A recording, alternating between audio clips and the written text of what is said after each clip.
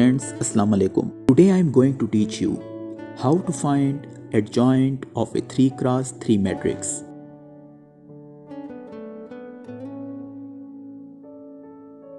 And before solving this particular sample, I will write the procedure for finding adjoint of a 3x3 matrix. As you can clearly see, there are total 9 elements in the matrix. And first step is to replace each and every element of the square matrix by its cofactor.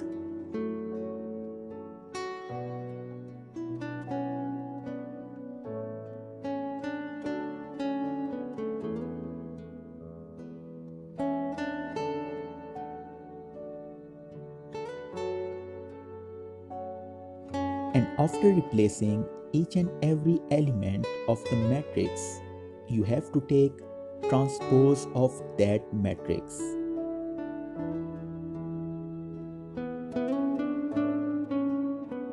Dear students, as you know, this is my first video, and if you want notifications for my upcoming video, please subscribe my channel and press the bell icon. Adjoint find करने का procedure तो मैं सिखा चुका हूँ. Now let us apply this procedure on this particular matrix A.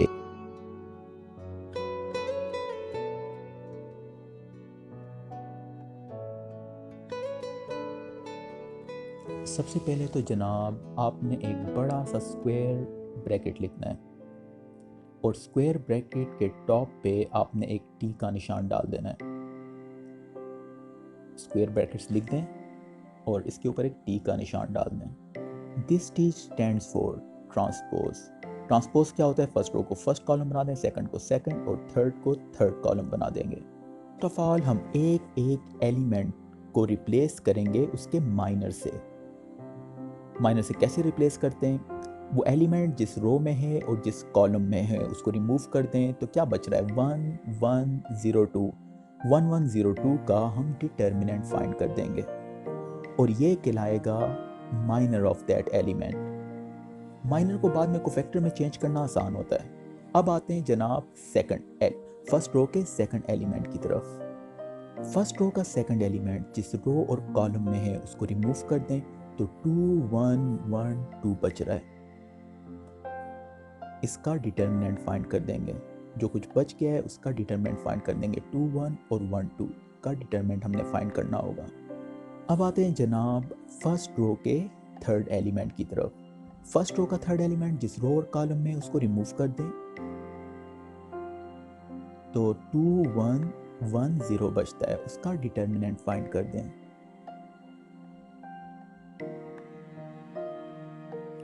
अब आते हैं जनाब सेकंड रो में. सेकंड रो का फर्स्ट एलिमेंट जिस कॉलम में उसको भी रिमूव कर दें और ये जिस रो में है उसको भी रिमूव कर दें. 0102 बच रहा है. इसका डिटर्मिनेंट फाइंड कर लेंगे. जनाब ये सब कुछ जो हमने फाइंड किया है सारे के सारे माइनर्स हैं. अब आते हैं सेकंड रो के सेकंड एलिमेंट की तरफ. ये जिस कॉलम में है उसको रिमूव कर दें, ये जिस रो में है उसको भी रिमूव कर दें. 1112 बच रहा है. इसका डिटर्मिनेंट फाइंड कर लेंगे. इसके बाद हम फर्स्ट रो के थर्ड एलिमेंट की तरफ आते हैं. फर्स्ट रो का थर्ड एलिमेंट जिस कॉलम में है उसको भी रिमूव कर दें और ये जिस रो में है इसको भी रिमूव कर दें तो 1010 बच रहा है. 1010 का भी डिटर्मिनेंट फाइंड कर देंगे. अब आते हैं थर्ड रो के फर्स्ट एलिमेंट की तरफ. थर्ड रो का फर्स्ट एलिमेंट जिस कॉलम और जिस रो में है इसको भी रिमूव कर दें. जो बच जाए उसका डिटर्मिनेंट फाइंड कर दें. इसके बाद आते हैं थर्ड रो के सेकंड एलिमेंट. वो जिस कॉलम और रो में उसको रिमूव कर दें. जो बच जाए उसका डिटर्मिनेंट कर दें. सिमिलरली यही काम हमने थर्ड रो के लास्ट एलिमेंट के साथ करना है.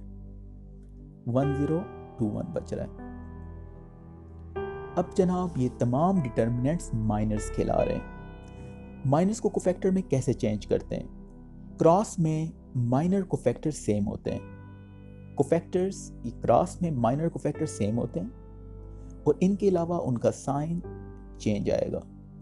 तो बाकी एलिमेंट्स के साथ क्रॉस के अलावा बाकी एलिमेंट्स के साथ हम नेगेटिव साइन लगा देंगे। Dear student, as you know, cofactors are actually signed minors. अब हमने ट्रांसपोज लेना है। पहले तो ट्रांसपोज से पहले हम डिटरमिनेंट्स फाइंड कर लेते हैं। 2x2 के डिटरमिनेंट के लिए पहले हम डायगोनल का प्रोडक्ट लेते हैं और फिर ऑफ डायगोनल का प्रोडक्ट उससे माइनस कर देते हैं। डायगोनल का प्रोडक्ट माइनस ऑफ डायगोनल का प्रोडक्ट। तो यहाँ से 4 - 1 से 3 और बाहर पहले से माइनस साइन था। डायगोनल का प्रोडक्ट माइनस ऑफ डायगोनल का प्रोडक्ट, इससे 0 - 1 उससे -1 आ गया था। इसी तरह सिमिलरली हम बाकी मैट्रिसेस के भी डिटरमिनेंट फाइंड कर देंगे।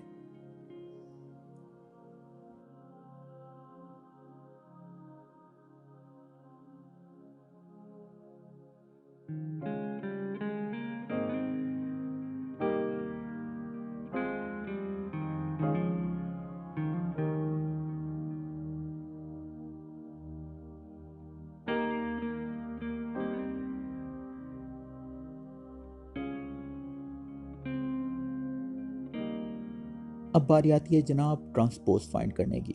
इन तमाम एलिमेंट्स जो कि कोफैक्टर्स हैं, हमने इनका ट्रांसपोज फाइंड करना है। फर्स्ट रो को फर्स्ट कॉलम बना दें, सेकंड रो को सेकंड कॉलम बना दें, थर्ड रो को थर्ड कॉलम बना। सिंस ये लाइंस मैट्रिक्स का पार्ट नहीं है, let me change the colour of the lines. ये जस्ट मैंने आपको समझाने के लिए लिखी हैं। First row first column, second row second column और थर्ड रो को थर्ड कॉलम में चेंज कर देंगे। आप ट्रांसपोज की डेफिनेशन जानते हैं। ट्रांसपोज में हम रोज और कॉलम्स को आपस में इंटरचेंज कर लेते हैं।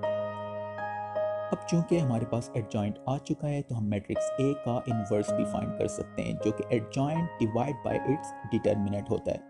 और डिटरमिनेंट 3x3 का मैं ऑलरेडी आपको सिखा चुका हूँ।